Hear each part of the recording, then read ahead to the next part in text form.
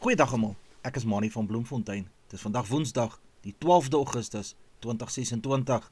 Ons doen die nuus in kollig en ons hoofopskrifte vandag sê repatriasie van onwettiges kos die staat amper al 300 miljoen rand.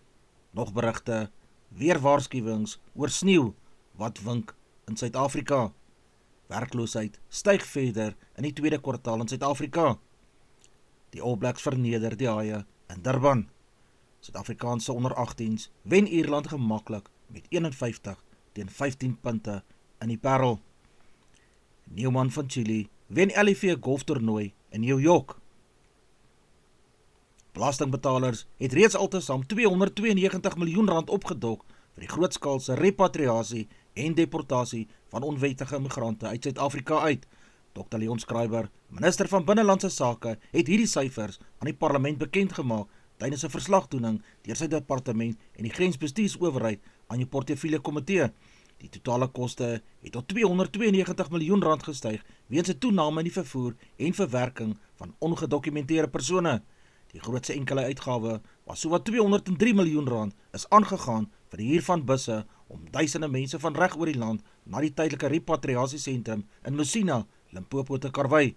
Om hierdie krisis te hanteer, moes die departement 48 miljoen rand terugbetaal aan die departement van openbare werke en infrastruktuur vir die oprigting van 'n grootskaalse tydelike sentrum wat tot 20.000 mense kon huisves. Volgens Tommy Makori, direkteur-generaal van Binnelandse Sake, is meer as 82.000 immigrante oor 'n kort tydperk vir repatriasie verwerk. Swaar laat wintersneeu het verskeie dele van Suid-Afrika in 'n skouspelagtige, maar yskoue wit kombers gehul. Volgens berigte van sekere koerante het arktiese toestande en 'n sterk koue front KwaZulu-Natal, die Oos-Kaap en ander hoogliggende gebiede getref. Sneeuval is aangemeld oor bergagtige streke met veral die Drakensberge en hoordele van die Oos-Kaap wat swaar getref is. Die Suid-Afrikaanse Weerdiens waarsku teen deurlopende kouer temperature, reën oor die binneland en bykomende ontwrigtende sneeu in sekere streke. Inwoners reg oor die binneland meld van die koudste oggende van hierdie seisoen aan, gepaard met skerp winde en ook ryp. Die onstuimige winterweer herinner almal aan om warm aan te trek, die baie versigtig te navigeer waar sneeu of ys voorkom en seker te maak dat troeteldiere en weerlose mense ook beskut is teen die ysige greep van hierdie laat winter. Suid-Afrika se werkloosheidskrisis het in die tweede kwartaal van 2026 verder verdiep nadat Statistiek Suid-Afrika, oftewel Stats SA, bekend gemaak het dat die amptelike werkloosheidskoers tot 33,6% gestyg het. Dit is 'n styging teenoor die 32,7% wat in die eerste kwartaal aangeteken is. Die aantal werklose persone het landwyd met sowat 354.000 toegeneem tot 'n totaal van ongeveer 8,5 miljoen. Die totale aantal mense wat werk het met 16.000 gedaal tot sowat 16,7 miljoen. Die situasie vir jong werksoekers bly uiters kommerwekkend met die jeugwerkloosheidskoers van die ouderdomme 15 tot 34 jaar wat skerp gestyg het tot 47,4%. Bedrywe soos handel het met 70.000 poste en konstruksie het 'n positiewe groei getoon. Daarenteen het gemeenskaps- en maatskaplike dienste 57.000, sowel as die mynbousektor met 26.000 poste die grootste afnames in indiensneming ervaar. 14 onwettige mynwerkers is maandag aand omstreeks 2100 uur dood in 'n ernstige rotsstorting by 'n verlate mynskag in Nkaneng op die Sibanye myn se terrein in Rustenburg omgewing. Volgens kolonel Adel Meiburg, polisiewoordvoerder in Noordwes, het hierdie ramp plaasgevind in 'n vervalle en onveilige struktuur. 14 persone is op die toneel doodverklaar. 'n Bederfde, 8 ander onwettige mynwerkers is beseer en vir mediese behandeling na hospitaal geneem. Owerhede het aangedui dat die meeste van die oorledenes burgers van Lesotho was. 'n Onbekende aantal mynwerkers word vermoedelik steeds onder die puin ondergrond vasgekeer en nooddienste, sowel as die polisie, was op die toneel om die situasie te ondersoek. Die polisie het 'n geregtelike doodsondersoek geopen om die presiese omstandighede rondom die ramp te ondersoek. Die tragiese voorval beklemtoon eens te meer die enorme gevare verbonde onwettige mynbou, zamazamas in verlate en vervalle mynskagte waar geen veiligheidsstruktuur ook bestaan nie.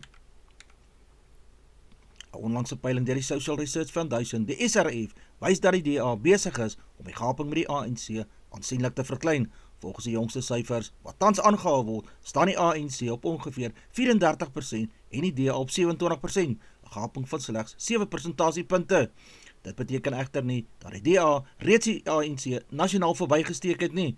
Die peiling dui eerder op 'n duidelike verskuiwing in kiesersvoorkeure, veral met die 2026 plaaslike regeringsverkiesing wat op 4 November 2026 gaan plaasvind.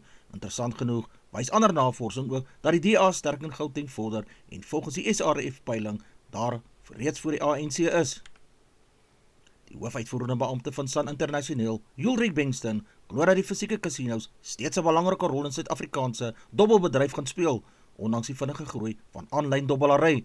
Sun International volg tans omni-channel strategie waar fisieke casinos en digitale platforms saamgebruik word. Die maatskappy sê sy fisieke eiendomme en ikoniese bestemmings bly 'n belangrike voordeel terwyl sy aanlyn besigheid baie vinnig uitbrei. Die maatskappy se landgebaseerde casinos bly ook 'n groot bron van inkomste.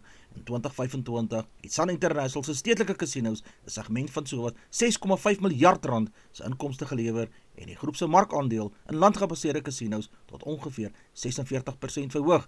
Daar is egter druk op kleiner casinos. Sun International het in Julie 2026 bevestig dat 'n herstruktureringsproses 4 klein eiendomme raak, naamlik Golden Valley, Meropa, Windmill en Flamingo. Die All Blacks het gisteraand 'n verpletterende 54-0 oorwinning oor die Sharks in Durban behaal. Die wedstryd is op 'n nat en swaar Kings Park gespeel, maar dit het die Nieu-Seelanders nie gekeer om die Sharks heeltemal te oorheers nie. Die All Blacks het 8-3 gedruk en die Sharks vir die volle 80 minute punteloos gehou. Fehifini Agolfo het 2-3 gedruk terwyl Damian McKenzie, Caleb Clark, Jordie Barrett, Kyle Preston, Timoki Tatavanoi en Sam Derry ook afgerond het. Ruben Love het 7 doelskoppe suksesvol verdoel. Die Sharks het tot die 19e minuut weerstand gebied, maar daarna het die All Blacks se tempo en uitvoering hulle oorweldig. Die besonderse oomblik voor die wedstryd was die 44-jarige Manono sy emosionele haka teenoor sy voormalige spanmaats. Hy het later as 'n plaasvervanger vir die Sharks op die veld verskyn. Die Suid-Afrikaanse onder 18 span het Dinsdag 'n indrukwekkende oorwinning oor Ierland behaal. Die jong Bokke uit Ierland met 51-15 punte verslaan in die onder 18 internasionale reeks by Hoër Landbouskool Boland in die Parel. Suid-Afrika het 8-3 gedruk teenoor Ierland se 3-3. Die Bokke se oorheersing in die vaste fasette, veral die skram en dryfmale, was 'n belangrike faktor in hierdie groot oorwinning. Die Bokke het rustyd met 24-5 voorgeloop en het die tweede helfte sterk voortgesit om die telling tot 51-15 op te stoot. Die Suid-Afrikaners se volgende uitdaging om Saterdag teen Engeland, wat ook deel van die internasionale reeks is. Die toenemende aantal onttrekkings deur topspelers by vanjaar se groot tennistoernooie laat nuwe vrae ontstaan oor die professionele tennisrooster eenvoudig te veel eisend geword het. Die Professionele Tennis Players Association, oftewel PTPA, het 'n reeks onttrekkings by die Kanadese Ope gesê. Hierdie situasie wys op ernstige kommer oor spelerswerklaring en die gesondheid van die spelers. Die uitbreiding van verskeie Masters 1000 toernooie na 2 weke het die kalender verder onder druk geplaas. Spelers moet boonop tussen verskillende lande en kontinente reis terwyl hulle Grand Slams, Masters toernooie en ander verpligtinge byeenkomste ook moet hanteer. Die probleem is dat spelers nie net wedstryde speel nie, hulle moet ook reis, oefen, herstel en aan mediaverpligtinge voldoen. Wanneer 'n speler week vir week op die hoogste vlak meeding, kan beserings en uitputting uiteindelik 'n prys wees. Die Chileense ster Joaquin Niemann het die LFA Golf New York toernooi by Trump National Golf Club New Jersey gewen. Hy het die toernooi van die begin tot die einde voorgeloop met 3 houe gewen. Niemann het die laaste ronde met 269 houe afgesluit en die toernooi op 16 onder baansyfer voltooi. Dit was sy 9de individuele LFA oorwinning, wat hom die speler met die meeste individuele titels in LFA se geskiedenis maak. Kaapstad het geskiedenis gemaak deur die Spar Nasionale Netbalkampioenskap vir die eerste keer te wen. Hulle het Swane in die uiters spannende eindstryd met 56-55 doele geklop. Die wedstryd is eers in die laaste sekondes beslis. Kaapstad se Siggy Burger het met net ongeveer 1 sekonde oor die wendoel aangeteken om die trofee aan die tuisspan te besorg. Swane het tot die finaal nog onoorwonde in die toernooi gebly, wat Kaapstad se prestasie nog meer indrukwekkend gemaak het. Advertensie van Netwerk 24 teken in en kry verskeie tydskrifte en koerante. Advertensie van Bloemkeel vir jou. Jy kan vir Dian of Susan by 082-390-339 kontak. Hulle sê jou voertuigregistrasie namens jou behartig. Ons Veerberg vir die streek lyk so: Messina 13-17, Polokwane 6-15, Lephalale 11-18, Mbombela 8-12, Mahikeng 7-15, Pretoria 7-15, Johannesburg 4-11, Ermelo 3-8, Galagari 721, Gaborone 917, Richards Bay 13 en 19, Pietermaritzburg 712, Durban 12 en 18, Port St Johns 1117, Pongola 1119, Maputo 14 en 18, Bethlehem 2 en 10, Bloemfontein 3 en 14, Alawal Noord 515, Welkom 613, Vryburg 614, Kimberley 714, Appington 820, Prieska 7 en 18, Springbok 29, Karasburg 720, Keetmanshoop 722, Mariental 625, Alexander Bay 1831, Brandvlei 720, Loederits Bay 1929, Vredendal 1327, Kaapstad 1021, Sutherland 214, George 819, Jeffreys Bay 10 en 19, Gebarra 919, Graaff-Reinet 3 en 16, Kapogelas 1116, De Aar 515, Molteno 1 en 10, Beaufort Wes 517, Oos-London 916, Mabalane 15 en 18.